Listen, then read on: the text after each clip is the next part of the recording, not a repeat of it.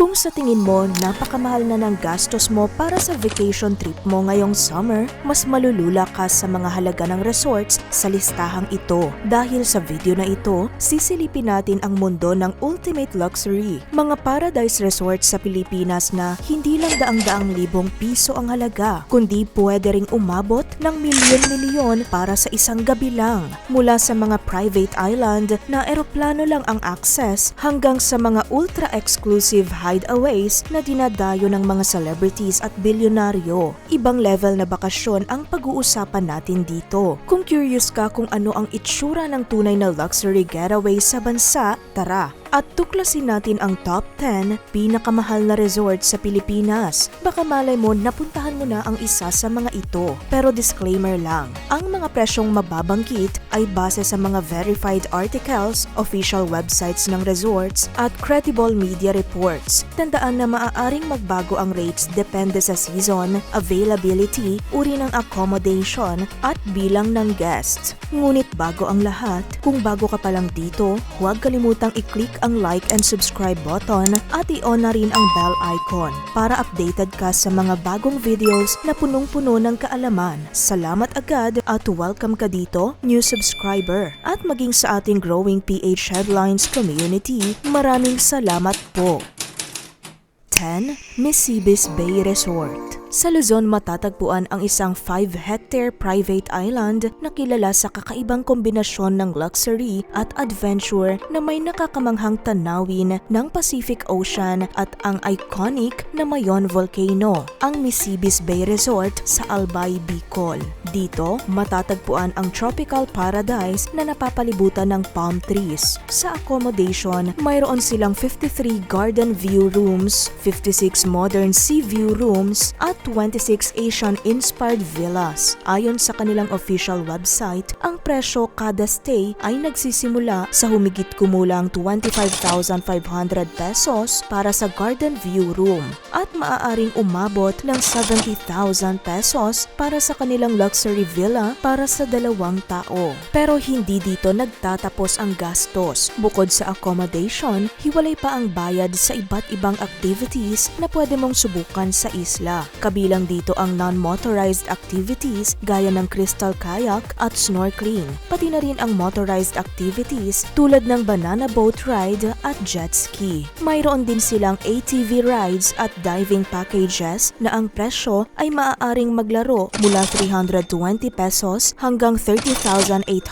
pesos. Para naman sa dining experience, available ang iba't ibang options tulad ng spice market, sula bar at private dining setups na maaaring umabot ng higit 18,000 pesos. Mayroon din silang event spaces at conference halls na pwedeng pagdausan ng espesyal na okasyon. Matatanda ang taong 2025, dito isinagawa ang TV series na Roja na pinagbidahan ni Donnie Pangilinan, kung saan ayon sa ulat ng pep.ph ay nag-lock-in ang mga cast sa resort na sinasabing di umano pagmamay-ari ni Zaldico.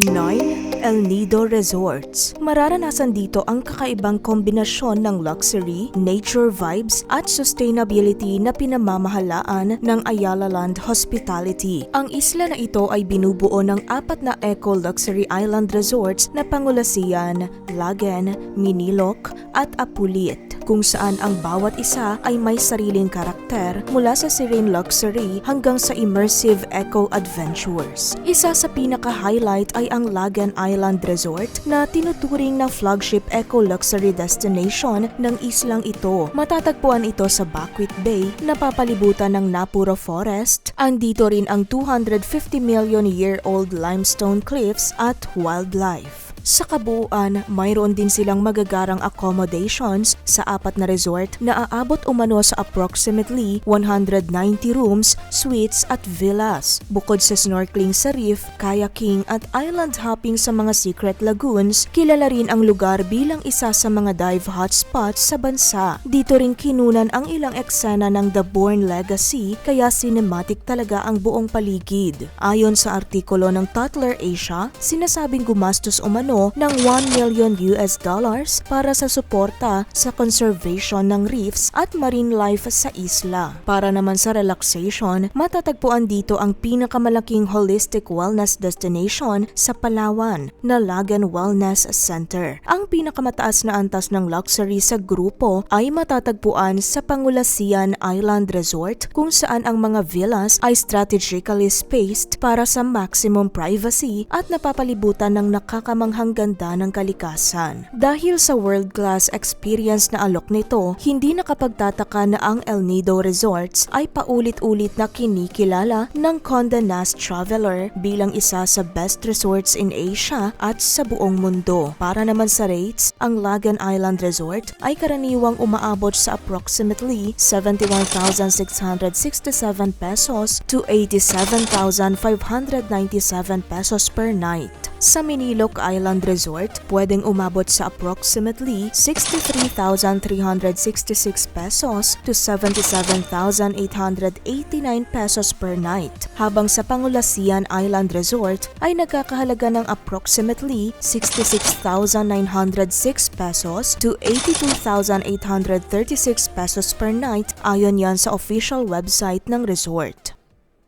8. The Farm at San Benito. Alam naman ng iilan na ang resort na ito na popular bilang luxury wellness retreat ang isa sa mga paboritong getaway ng ilang celebrities at influencers sa ating bansa. Matatagpuan sa Lipa, Batangas, ito ay isang holistic sanctuary na napapalibutan ng 52-hectare lush greeneries at biodiversity kung saan matatagpuan ang mga private villas na gawa sa natural at locally sourced materials. Kilala ang The Farm sa kanilang nature-based healing programs, spa therapies, at plant-based farm-to-table cuisine. Nag-aalok din sila ng integrative medical and wellness programs na pinangungunahan ng licensed doctors, nutritionists, at therapists. Kaya naman makikita rin sa loob ng resort ang 70 wellness accommodations. Ngayon, bahagi na rin ang The Farm sa autograph collection ng Marriott Bonvoy, na lalong nagpatibay sa reputasyon nito bilang world-class destination. Pagdating sa kanilang top-tier accommodation, may pagpipilian ang guests mula sa 18 types ng suites, villas at private residences. Ang rates ay karaniwang naglalaro sa humigit kumulang 50,000 pesos hanggang 118,000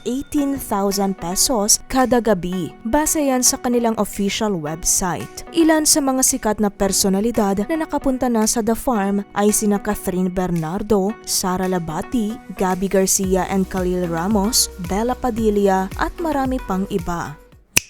7. Huma Island Resort and Spa. Isa sa pinakasikat na tourist destination sa mundo, ang Maldives, na kilala bilang paradise on earth. Pero alam mo ba na hindi mo na kailangang lumabas ng bansa para maranasan ito? Dito sa Pilipinas, matatagpuan ang isa sa pinaka-exclusive na resort na tinaguriang Maldives of the Philippines, ang Huma Island Resort and Spa. Matatagpuan ito sa Busuanga, Palawan, na mula sa pagiging isang remote island, isa na itong world-class luxury destination. Isa sa pinaka-iconic na feature nito ay ang kanilang floating villas na inspired sa Maldives. Sa 81 villas, 64 ang nasa ibabaw ng dagat, habang may beach villas din. Lahat ay spacious, modern at kumpleto sa amenities. Bukod sa napakagandang accommodation, hindi rin magpapahuli ang activities at experiences dito dahil napapalibutan ito ng ilan sa pinakamagagandang diving spots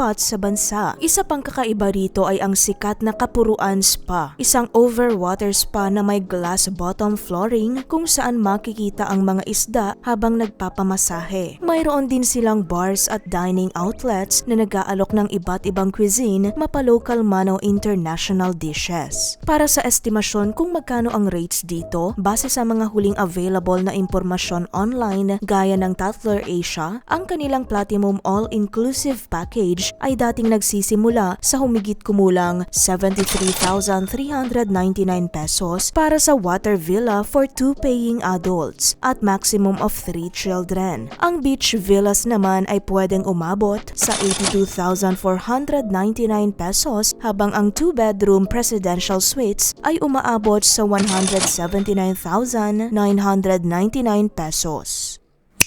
6. Shangri-La, Boracay. Kapag usapang beach destination sa Pilipinas, hindi mawawala ang sikat na tourist spot na Boracay. Patuloy itong tinatangkilik ng mga Pinoy at foreigners dahil sa pino at puting buhangin, malinaw na tubig at vibrant island life. At isa sa resort dito na may world-class experience ay ang Shangri-La, Boracay. Matatagpuan sa hilagang bahagi ng isla, ang 12-hectare luxury resort na ito ay may sariling 350-meter private beachfront na papalibutan ng luntiang burol at tanaw ang turquoise water ng Sulu Sea. Sa 219 rooms, suites at villas nito, makikita ang kombinasyon ng modern design at Filipino craftsmanship. Mula sa deluxe rooms na may private verandas hanggang sa sea view suites na may outdoor whirlpool, butler service at exclusive villas tulad ng treehouse at loft garden villas na may private pools at panoramic views. Bukod dito, hindi rin papahuli ang kanilang amenities at top-tier dining options na may iba't ibang concept. Hindi na nakapagtataka kung bakit paborito rin ito ng ilang Pinoy celebrities. Dito ginanap ang kasal ni Jericho Rosales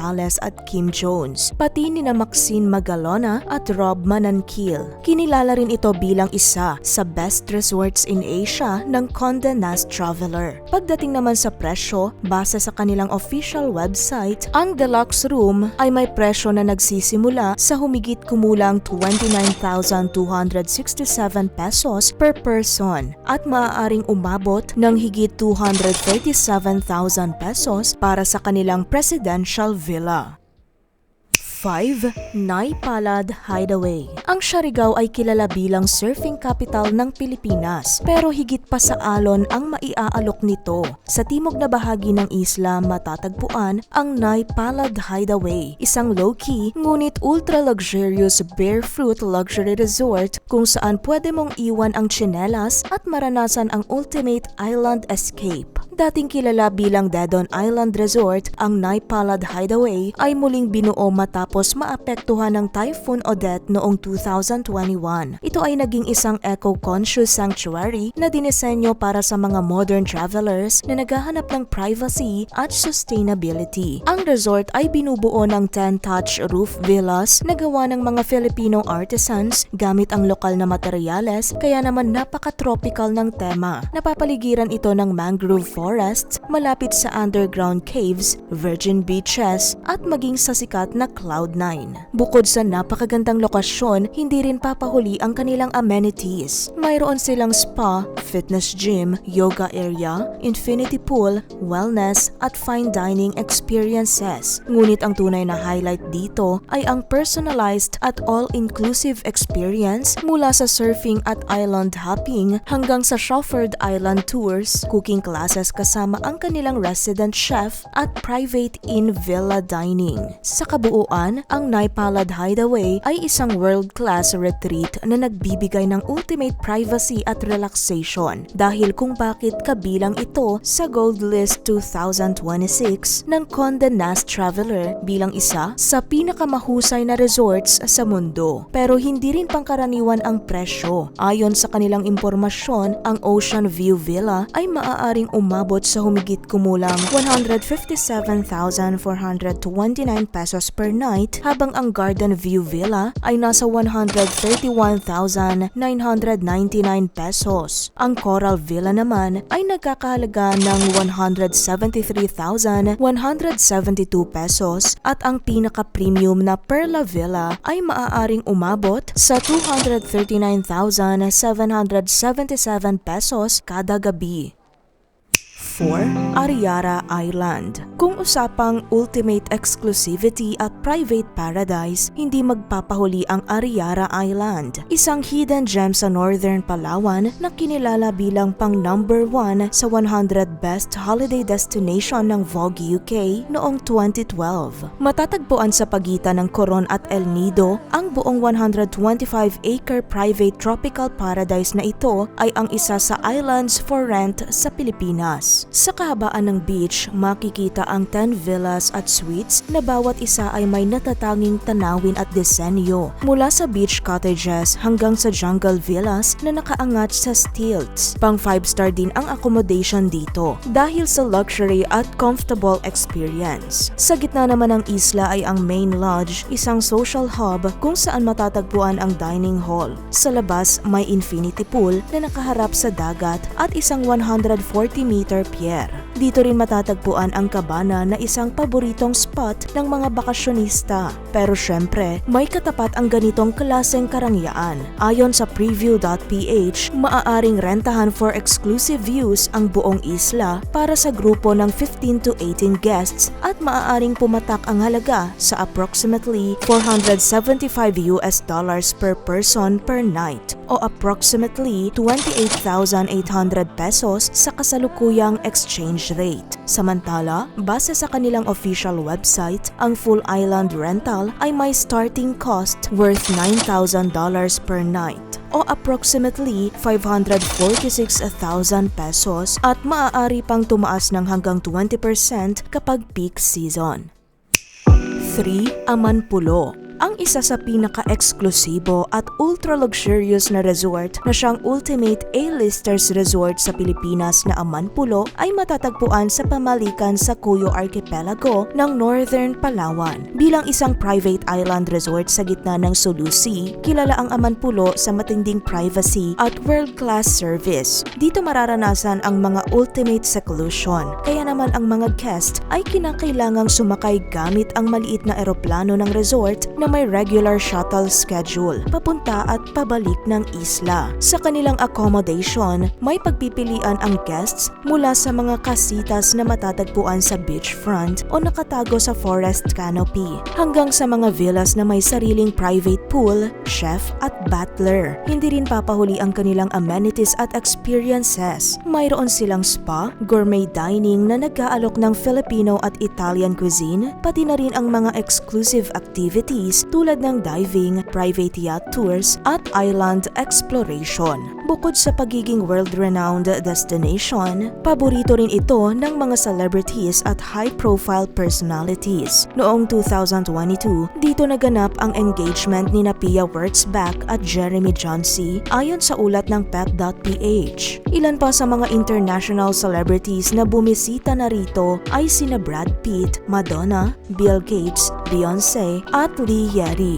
Ang nakakalulang rates ng resort ay depende sa petsa, activities at klase ng accommodation na ayon sa kanilang official website, ang estimated rates ay maaaring magsimula sa humigit kumulang 108,505 pesos at umaabot hanggang 634,078 pesos kada gabi kada tao.